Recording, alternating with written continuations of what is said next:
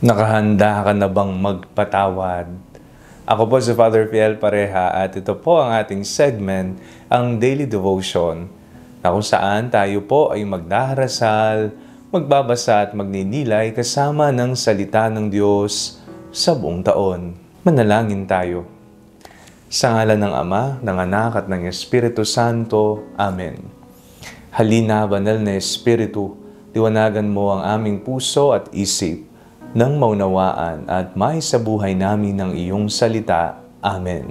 Our Bible passage for today is from the Gospel of St. Luke chapter 6, verses 36 to 38, and I read it for you. Be merciful just as your Father is merciful. Do not judge, and you will not be judged. Do not condemn, and you will not be condemned. Forgive, and you will be forgiven.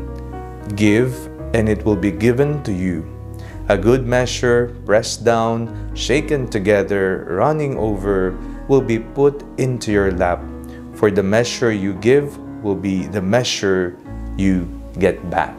Ngayong panahon ng Kwaresma, isa po sa panawagan ay ang kapatawaran, magpatawad, umibig muli, umintinding muli, haba ng pasensya, umunawa ng kapwa. Ito po ang mga ugali na ibinibigay sa atin ng mga pagbasa. Kung papaanong tinatawag tayo ng Panginoon na magbalik loob sa Kanya, naroon din kalakip nito ang panawagan na magpatawad ng kapwa, na patawarin sila sa kung ano man ang ginawa nila sa atin upang maging lubos ang ating pagtalima, ang ating pagsunod sa Kanya. Sa ating pong binasang Ebanghelyo, sa unang parte pa lamang ay napakinggan na nating, Be merciful as your Heavenly Father is merciful. Kalakip po ng pagpapatawad ay ang awa, ang pangunawa na kung saan isipin natin, oo, tayo ay nasaktan, tayo ay nasugatan, tayo ay nagdamdam sa ginawa sa atin. Pero isipin natin ang kabaligtaran. Bakit kaya nagawa niya ang bagay na iyon sa akin? Tingnan natin ng may awa ang mga aksyon na ginagawa sa atin. Kung papaanong ang Panginoon ay naging maawain sa atin.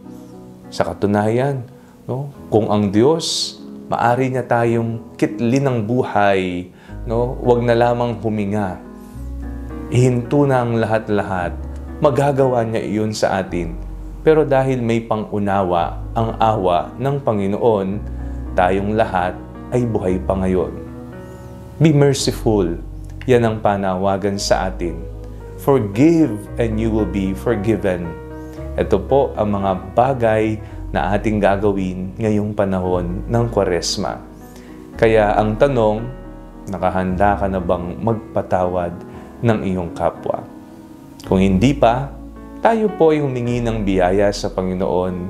Panginoon, tulungan niyo po ako, patatagin niyo po ako, at bigyan niyo po ako ng awa katulad ng iyong pagkaawa sa aking isang makasalanan. Manalangin tayo. Panginoong Jesucristo, maraming salamat po sa awa na inyong ipinagkakaloob sa amin. Kahit na kami ay tumalikod at nagkasala sa iyo, patuloy pa rin ang iyong panawagan upang magbalik loob kami sa iyong piling. Amen. Sa ngalan ng Ama, ng Anak at ng Espiritu Santo. Amen. Huwag po ninyong kalimutang i-like ang video ito, mag-comment po kayo and share it with your family and friends. Ang Panalangin Bago Matulog ay may sariling Facebook page na po. Huwag niyo pong kakalimutang mag-like at mag-follow dito, and do not forget to subscribe to our YouTube channel. I-click niyo lamang po ang link na nasa description ng video ito, o kaya naman po just search Father Fiel Pareha. At kung gusto niyo naman pong maging updated sa ating pagpapahayag, you can join our broadcast channel dito po sa ating Facebook page. God bless you po.